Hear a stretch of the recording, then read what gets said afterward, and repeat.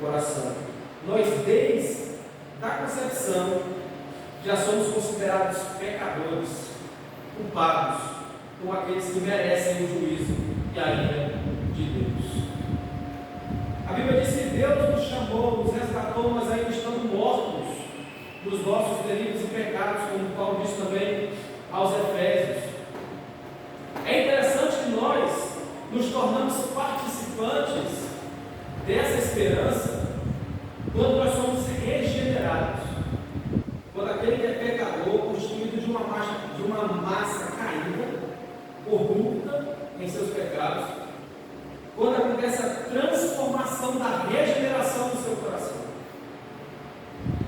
aí esse pecador passa a se tornar co-participante dessa herança, dessa viva esperança. Por isso que Pedro fala que ele, bendito Deus e Pai de nosso Senhor Jesus Cristo, que segundo a sua muita misericórdia, nos regenerou para uma viva esperança.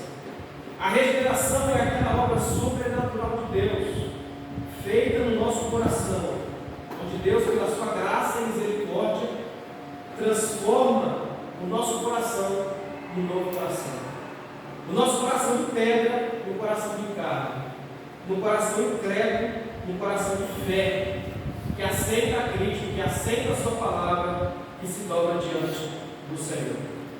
E o interessante, irmãos, que esse que ingressa nessa esperança, nessa viva esperança, que não é uma esperança morta, porque nós temos certeza dessa esperança, porque aquele que prometeu, ele é tanto fiel para cumprir, como ele cumpriu e demonstrou com a sua vida essa viva esperança. A certeza que temos dessa esperança é que ele ressuscitou dos mortos, como Pedro termina o versículo 3. Mediante o que? Nós somos regenerados para uma viva esperança mediante a ressurreição de Jesus Cristo dentre os mortos. Nós temos certeza dessa viva esperança, porque Cristo não ficou na tumba, porque ele ao terceiro dia ressuscitou, confirmando assim que Deus havia aceitado o seu sacrifício. Então, quando alguém se torna participante dessa viva esperança, esse alguém, ele é transformado numa nova criatura. A regeneração é isso, é quando Deus, pela sua graça, pela sua misericórdia, transforma o nosso coração. O exemplo que a gente pode usar da regeneração, daquilo que Deus faz no nosso coração, é uma lagarta que se transforma em borboleta. Você vê que a lagarta, que se transforma em borboleta, é um inseto cilíndrico, viscoso. Mas quando a lagarta passa pelo processo, é uma metamorfose, uma transformação. Quando ela passa por aquela transformação, ela se torna um inseto completamente diferente, com asas, com cores. É praticamente isso que Deus faz no nosso coração quando nós somos regenerados para essa viva esperança. Então, regenerados são aqueles que foram chamados por Deus, mediante a sua muita graça e misericórdia, fazendo de nós povo eleito do Senhor, nos dando certeza, mediante a ressurreição de Jesus Cristo, nosso Senhor. E ele continua no versículo 4 dizendo que ele nos regenerou para uma viva esperança, para uma herança incorruptível. Uma herança incorruptível, sem mácula, inacessível, reservada nos céus para vós outros. Ou seja, certa vez, os discípulos, quando são enviados pelo Senhor, eles voltam após pregar o evangelho do reino, e Jesus diz para eles, eles chegam para o Senhor Jesus e dizem: Senhor, até os demônios se sujeitam a nós. Senhor, no teu nome nós expulsamos demônios. Senhor, no teu nome nós temos autoridade, nós curamos. E o Senhor, Jesus diz a eles: não vos alegreis pelo fato de os demônios se sujeitarem a vós, ou por meu nome fazendo milagres. Não vos alegreis por isso. Alegrei-vos antes pelo fato de vosso nome estar rolado aos céus. A alegria maior do cristão, daquele que foi alcançado por essa viva esperança, que tem o seu coração regenerado pela graça de Deus, ele saber que o seu nome estava lá nos céus. Irmãos, é por isso que os nossos irmãos do primeiro século, eles não temiam a morte. Eles não tinham qualquer problema em morrer pelo nome de Cristo. A ponto de ter relato no livro dos Mártires e do Coliseu, de dizerem que muitos crentes eram mortos na fogueira e glorificados ao Senhor. A ponto de muitos que eram queimados vivos e decapitados, e Nero, ao passear pelo jardim de Roma e ver aqueles restos de cadáveres, chutando a cabeça contra aqueles mártires, viu seu semblante como que alguém estava rindo, porque eles tinham convicção e certeza dessa viva esperança. Eles tinham convicção a ponto de morrer pela causa de Cristo neste mundo. E eu pergunto para você nessa noite: onde está a sua esperança? Em quem você tem firmado a sua esperança? Na economia, na política, no homem, no seu trabalho? Para nós que vivemos no século XXI e que temos uma total liberdade para cultuar a Deus, para pregar o Evangelho, para testemunhar do Senhor, que às vezes aqui nós sofremos uma perseguiçãozinha ideológica, mas aqui no Brasil, principalmente, nós temos toda a liberdade de pregar o Evangelho. Ou seja, nós, muitas das vezes, somos privados de tantos benefícios e às vezes nos esquecemos da nossa esperança, da esperança que temos. Esperança essa, dada por nós, que não se compara a nada deste mundo, a nada. Quando Pedro fala dessa viva esperança, ele está falando a respeito da ressurreição.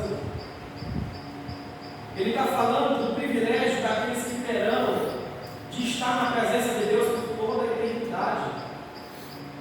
Por isso que ele diz no verso 4 que é uma herança incorruptível, que é uma herança sem mácula, inacessível, reservada nos céus para vós outros. Irmãos, vocês já pararam um pouco para examinar, para pensar o que é o céu? E como a Bíblia nos descreve o céu? Paulo diz na segunda carta aos Coríntios que ele foi arrebatado ao terceiro céu e ouviu palavras inefáveis, a qual não é lícito falar ao mundo. Ainda que Paulo quisesse explicar com as suas palavras para a igreja aos Coríntios o que é o céu e o que é possível. A palavra inefável no grego significa indizível. Paulo foi ao terceiro céu. Tem o céu da atmosfera, tem o céu do universo, o terceiro céu que Deus habita. E diz que ele foi arrebatado até lá e viu coisas inefáveis, a qual não é lícito falar ao mundo. Você imagina a paisagem mais bela do mundo, mais linda, a praia mais bela, a água mais cristalina, os pássaros voando sobre a água, coisa mais bela. Não chega nem aos pés que é o céu. A nossa mente limitada não consegue imaginar o gozo, a glória que é o céu. Só de falar do céu, dessa esperança que temos em Cristo Jesus, o nosso coração já se enche de gozo e de alegria. Imagine nós estarmos lá com o Senhor, na sua presença, eternamente habitando com o nosso Deus. Então, esses irmãos do primeiro século, eles tinham certeza dessa viva esperança. E eles tinham em mente essa viva esperança. Esperança essa incorruptível, que não pode se corromper. Esperança sem mácula, que não tem mácula nenhuma, que não pode haver mácula, que não pode ser tocada, inacessível e que está reservada nos céus para vós outros, para aqueles que fazem parte dessa viva esperança. O que você tem colocado na sua esperança? Onde seu coração tem pousado? A esperança viva que flui da cruz de nosso Senhor Jesus Cristo, do fato de que por intermédio dele somente nós podemos ter acesso a Deus e obter a salvação. É interessante, irmãos, que muitas igrejas e muitos movimentos têm pregado. Essas igrejas das últimas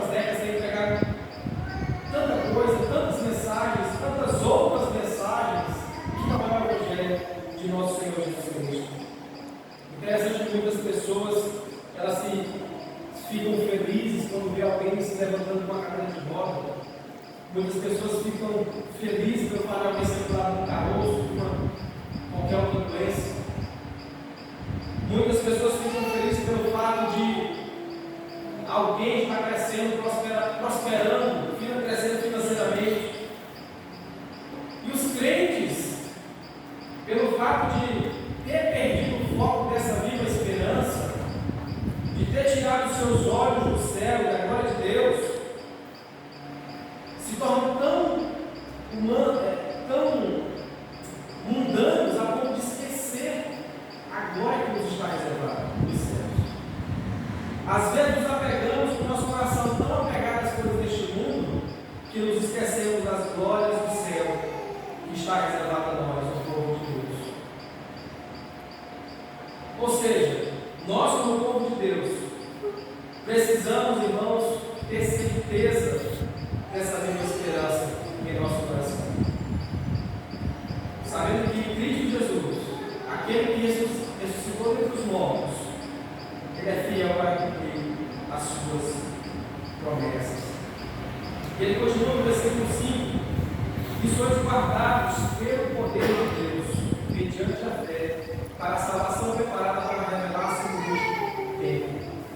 Nisso exultais, embora no presente por breve tempo, se necessário, sejais conquistados por várias provações, para que, uma vez confirmado o valor da vossa fé, muito mais preciosa do que o ouro perecível, mesmo apurado por fogo, reduz de louvor, glória e honra à revelação de Jesus Cristo.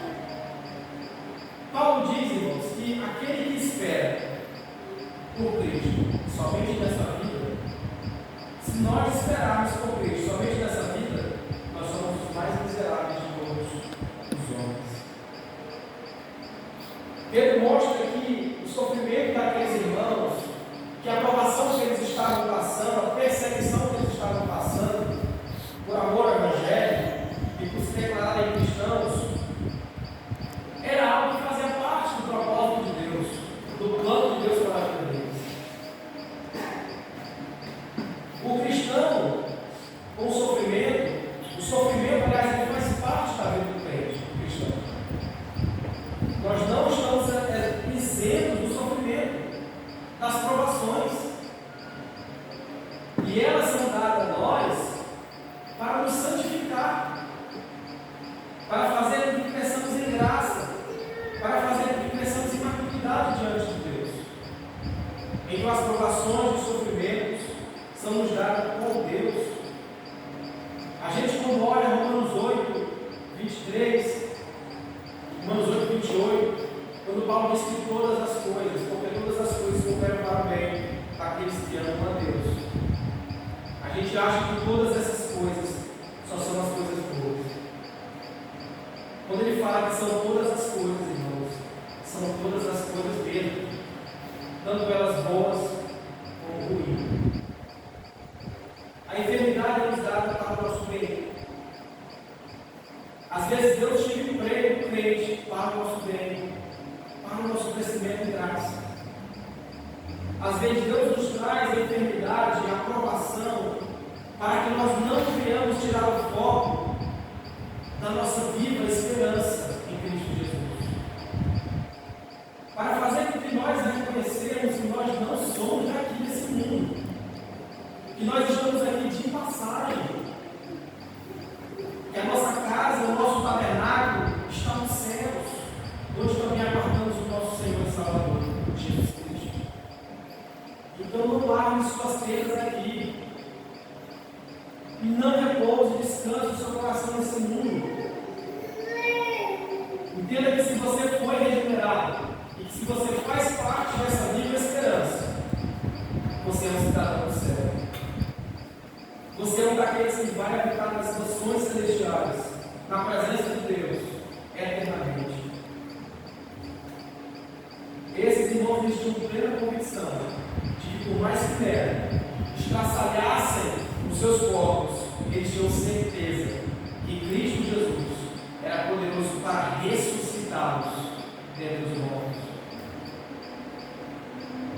que Ele é poderoso para ressuscitar dentre os mortos.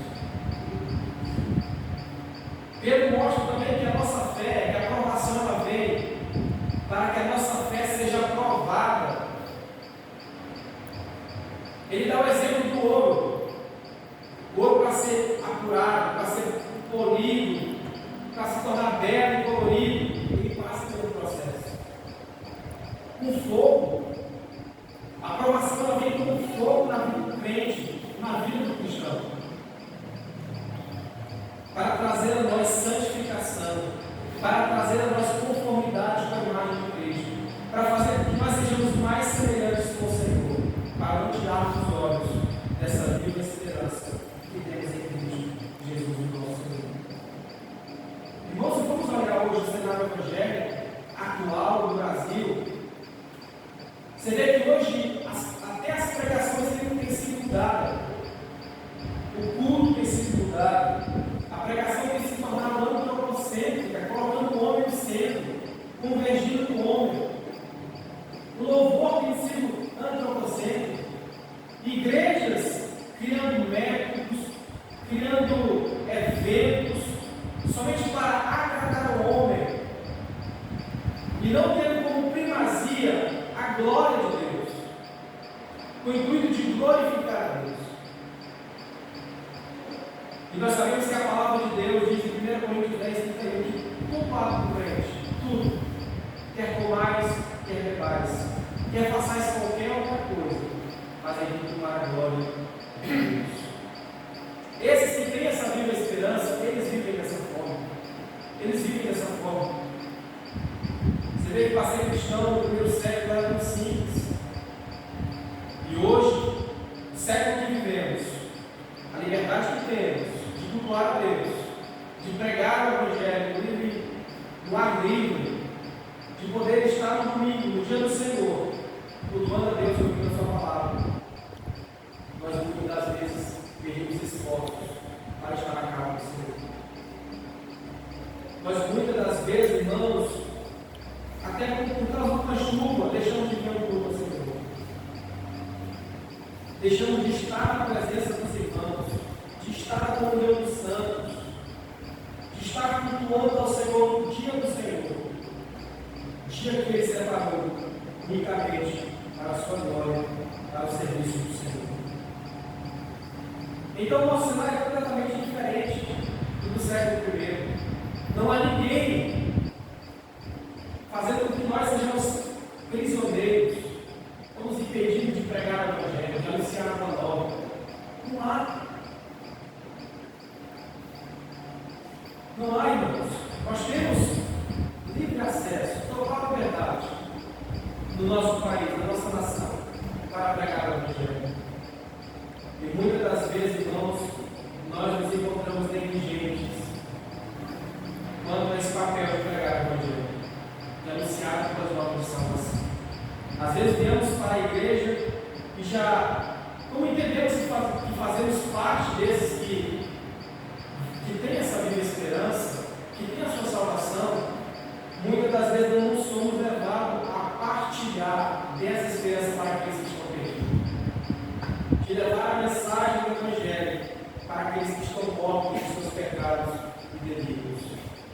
Tem em mente que Deus tem o seu povo eleito dentre eles, e que eles virão mediante a pregação do Evangelho, mediante a exposição da palavra, mediante o demonstrar e o abrir a palavra de Deus para esses perdidos. No versículo 8 ele continua: quem não havendo visto não mais, no qual não vendo agora, mas crendo, resultais com alegria indizível e cheia de glória, obtendo o fim da nossa fé, a salvação da vossa alma. Nenhum desses crentes, fora os apóstolos, muitos deles nunca nem haviam visto Cristo, do qual não haviam visto agora, mas amando, a ponto de entregar sua própria vida por amor a Ele, sendo servo fiel, sendo seu discípulo fiel,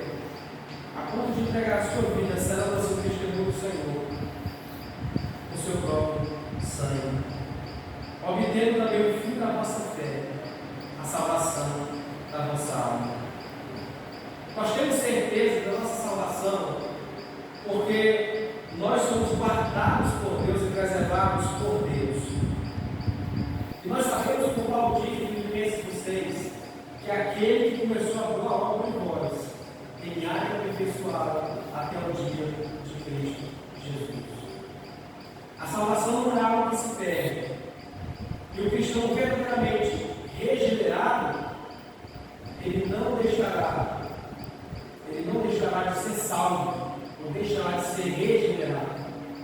Não tem como. Não tem como a borboleta voltar a ser lagarta novamente. A obra da salvação é completa. É completa. Aqueles que de antemão Deus predestinou, a esses também chamou, e aos que chamou, a esses também justificou, e aos que justificou, a esses também glorificou. Essa viva esperança, ela é perfeita, ela é completa. Cristo não nos salva e nos deixa ao nosso bel prazer. Não. Ele salva o seu povo, dando esperança. E preservando o seu povo por meio da palavra, por meio da pregação fiel, ele nos dá a certeza de que ele é fiel para cumprir essa promessa. De que aqueles que depositam a sua fé nele, ele é fiel para cumprir a sua promessa.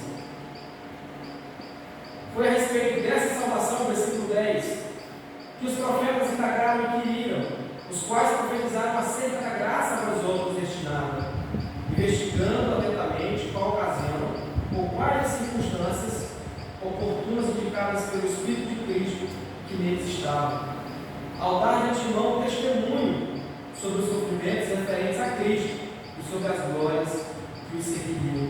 A eles foi revelado que não para si mesmo, mas para vós outros, ministraram as coisas que agora vos foram anunciadas, porque por aqueles que pelo Espírito Santo enviado do céu nos pregaram o Evangelho, coisas essas que os anjos anelam escutar.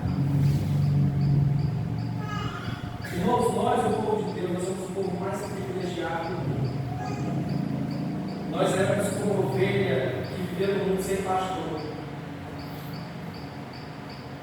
E Deus não levou em consideração o nosso pecado, a nossa vergonha. Ele entregou o seu Filho, nos chamando de forma eficaz e soberana, nos dando esperança, dando a nós esperança e nos adotando como seus filhos, nos guardando desse mundo perverso, nos preservando para a glória que está revelada aos seus filhos. Então Pedro, desde o versículo 3 ao versículo 12, Pedro mostra que bendiz a Deus pela viva esperança que os crentes haviam recebido. E de que por mais que eles passassem por provações e sofrimentos, eles deveriam permanecer fiéis ao Senhor. Porque aquilo que havia sido prometido a eles era uma esperança viva e eficaz. Uma esperança que não pode ser murchada, maculada, uma esperança que não é incorruptível, uma esperança que está guardada nos céus para aqueles que permanecem fiéis ao Senhor.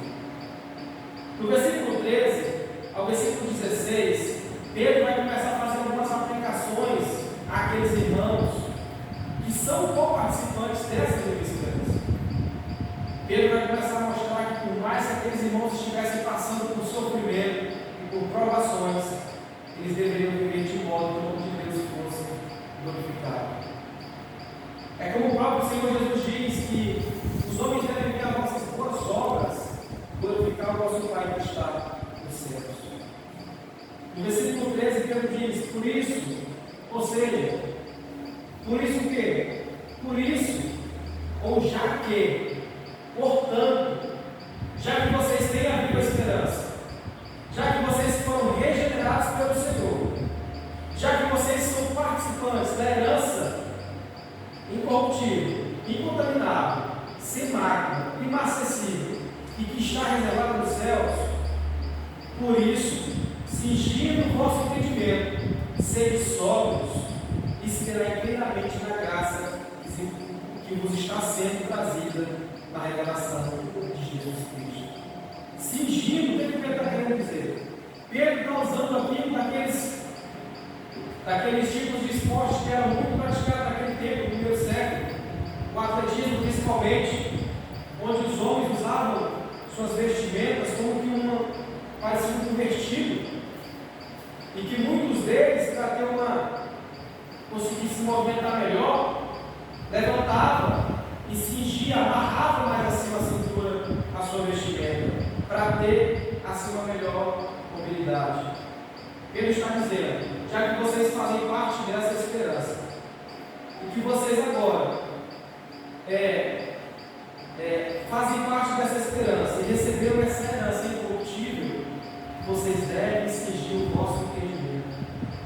Ou seja, vocês devem estar preparados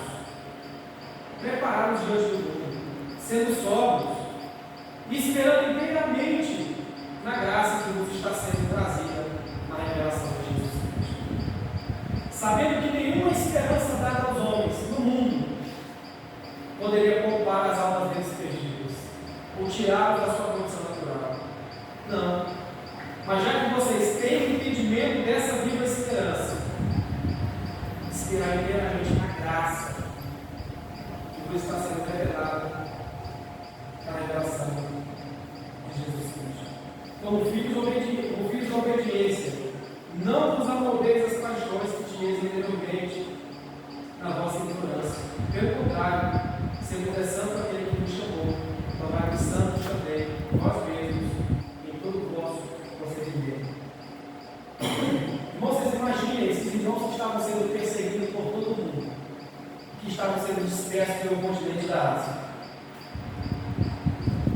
E eles recebem uma mensagem de exaltação da parte de Pedro, pedindo que, já que eles já haviam sido identificados como aqueles que fazem parte dessa esperança, uma esperança que não é corruptível, que eles deveriam viver de modo que o nome de Deus fosse glorificado, não mais se moldando às paixões que tinhas anteriormente na vossa ignorância.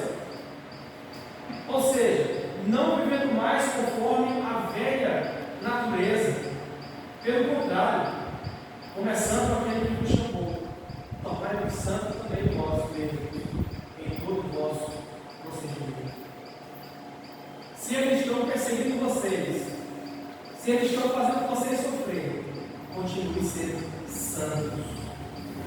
Continue perseverando em santidade. Irmãos, a marca de uma igreja bíblica, de uma igreja que tem a presença de Deus, é que ela é uma igreja santa. É que ela é conhecida pela santidade, não pelo pecado, não pela imoralidade. O povo de Deus deve ser conhecido pela pureza, pela santidade, não pela imoralidade. O mundo deve olhar para o povo de Deus e se sentir envergonhado e de ver em nós esperança que eles não têm, vida que eles não têm, paz que eles não têm, paciência que eles não têm, mas que é encontrado no povo de Deus, porque nós somos aqueles que receberam a nova natureza, que somos novas criaturas, como diz Paulo em 2 Coríntios 5:17. É assim que, se alguém está em Cristo, é uma nova criatura. As coisas velhas já se passaram e este tudo se fez. Um dos métodos mais eficazes para o evangelismo e para o ganho de almas na vida de uma igreja é o seu testemunho. O Dr. Martin Lloyd Jones, no seu estudo sobre o Sermão do Monte, aquele compêndio que ele escreve, que é publicado pela editora Fiel, ele fala sempre da guerra dos padres que queriam influenciar os soldados. Os padres, para influenciar aqueles soldados e com o intuito de evangelizá-los, eles passaram a filmar a igreja com os soldados, com o intuito de trazer eles para a igreja. Muitas igrejas têm feito isso, tomando a mesma posição desses padres, querendo trazer o mundo para dentro da igreja, coisas do mundo entrando sorrateiramente no seio da igreja, para receber a aprovação do mundo. E o pecador não se converte dessa forma. E o método que eles usavam era ineficaz. Porque o pregador se converte quando o evangelho é exposto, quando a palavra de Deus é pregada fielmente, quando a lei de Deus é exposta diante de nós, a ponto, como um espelho, a ponto de mostrar a nossa depravação, a nossa necessidade de Deus e de Cristo.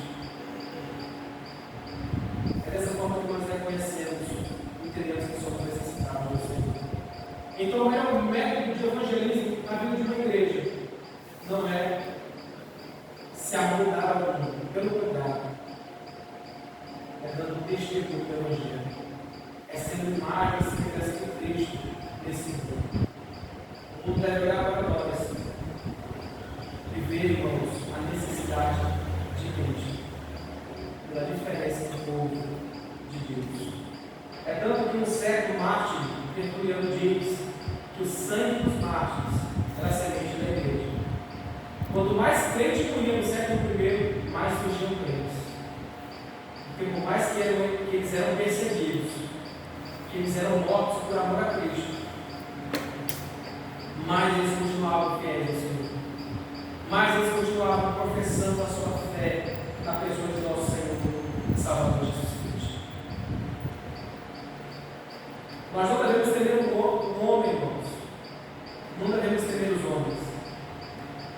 Porque a viva esperança que foi dada a nós, e nós que somos considerados como arautos do Senhor, como aqueles que foi dada a comissão de pregar o Evangelho, de anunciar as boas novas da salvação.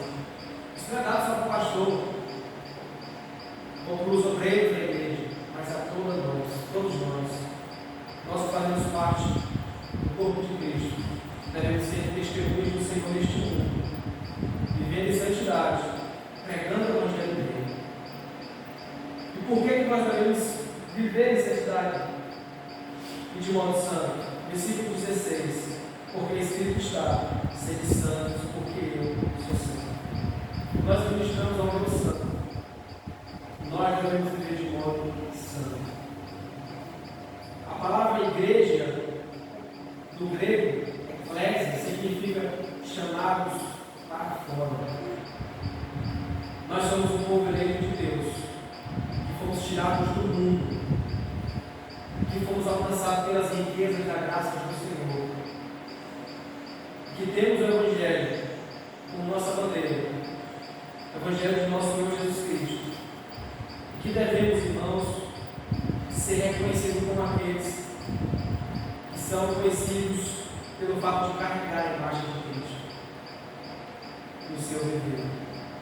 Que nós possamos pedir a misericórdia de Deus, para que Ele nos conceda a graça, para que nós possamos viver no presente momento na glória do Senhor, para que a glória seja somente para Deus. Então, meu irmão, deposite a sua esperança, não deposite a sua esperança na economia do país, em qualquer um.